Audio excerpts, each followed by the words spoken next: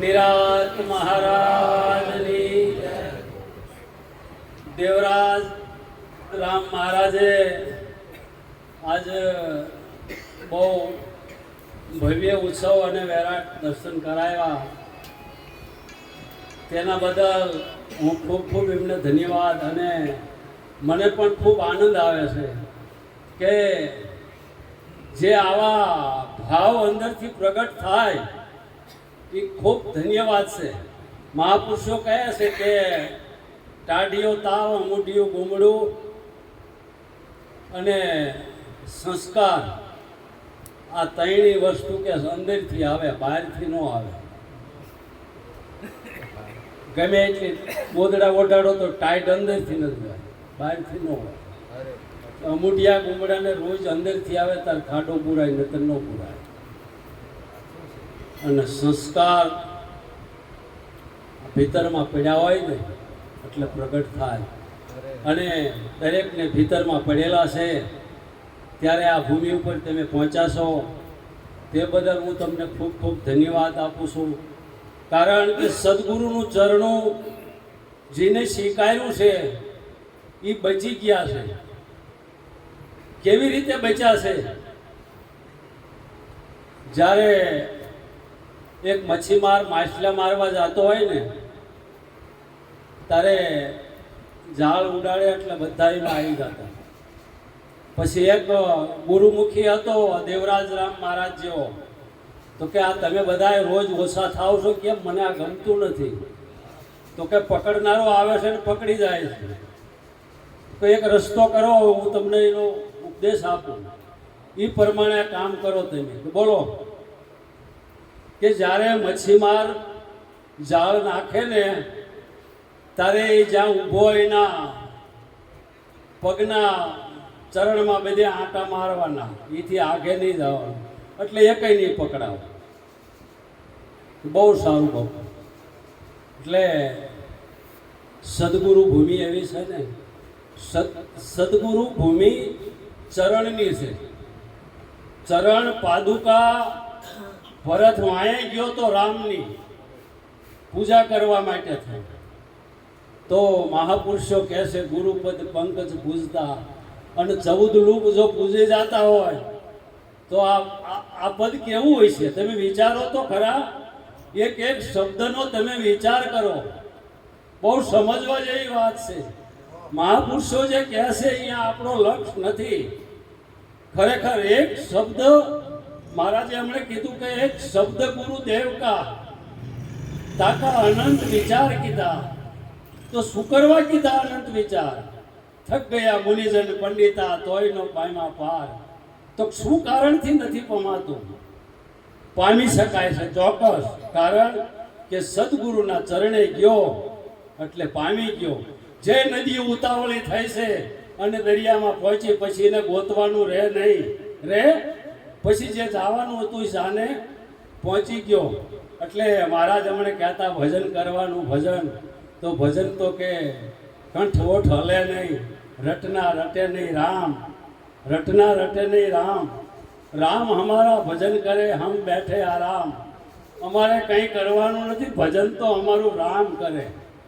એટલે કેવી રીતે કરે? કે જેની સુરતા લાગી ગઈ છે, જેની સુરતા અહીંયા લાગી ગઈ છે એને સદગુરુ એની ઉપર કૃપા કરે, એનું ભજન શરૂ થઈ જાય.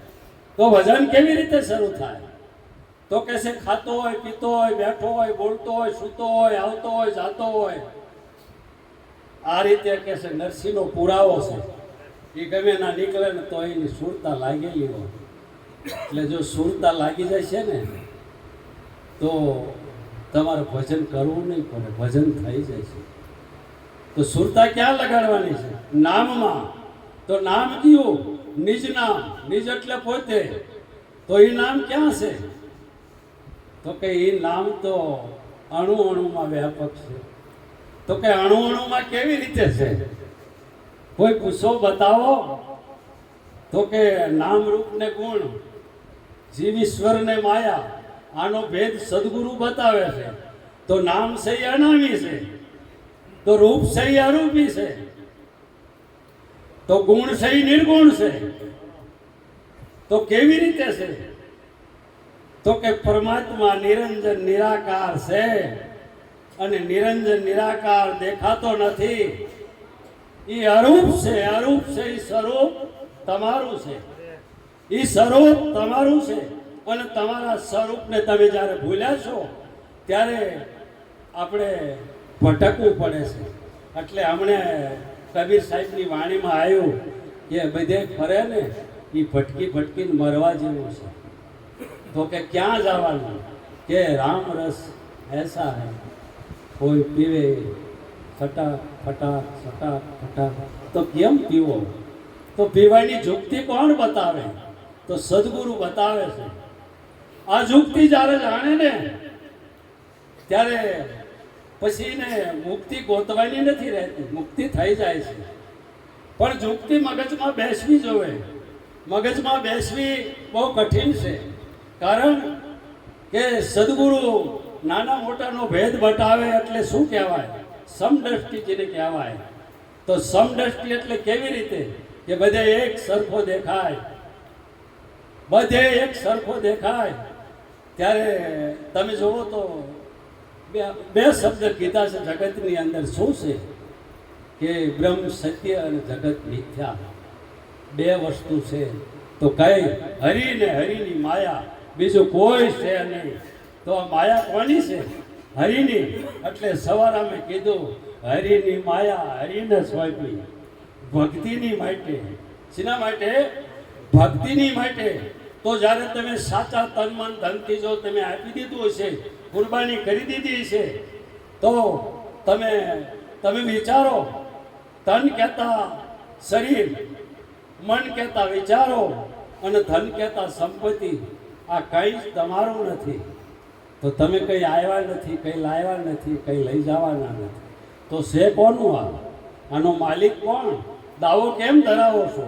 એટલે ગંગા સતી પુરાવો આપે છે કે હું અને મારું એ મનનું કારણ છે. મન મૂકીને આવો મેદાનમાં તો રમાડું 52ની. જોવો કેવી વાત છે. 52ની વસ્તુ કેવી છે? આ બહારની મજા કેવી છે? પણ ક્યારે મારાપણાનો દાવો છૂટી જાય ત્યારે. હવે મારાપણાનો દાવો છૂટે એનું પ્રમાણ શું છે? તો ગીતા સાબુતી આપે છે. કૃષ્ણ ભગવાનને અર્જુન પૂછે છે, હે પ્રભુ, સ્થિર પ્રજ્ઞ દશા કોને કહેવાય? શું છે? સ્થિર પ્રજ્ઞ દિશા કોને કહેવાય? તો સ્થિર પ્રજ્ઞ દિશા એટલે કે કેમ બેસે છે, કેમ બોલે છે, કેમ ચાલે છે, કેમ જમે છે, એના આચાર વિચાર ઉપરથી તમને ખ્યાલ આવી જાય. એટલે આપણે મોટલે કેસ મહાપુરુષો કે સંતની ઓળખ ક્યાં થાય? નૈણમાં અને વેણમાં.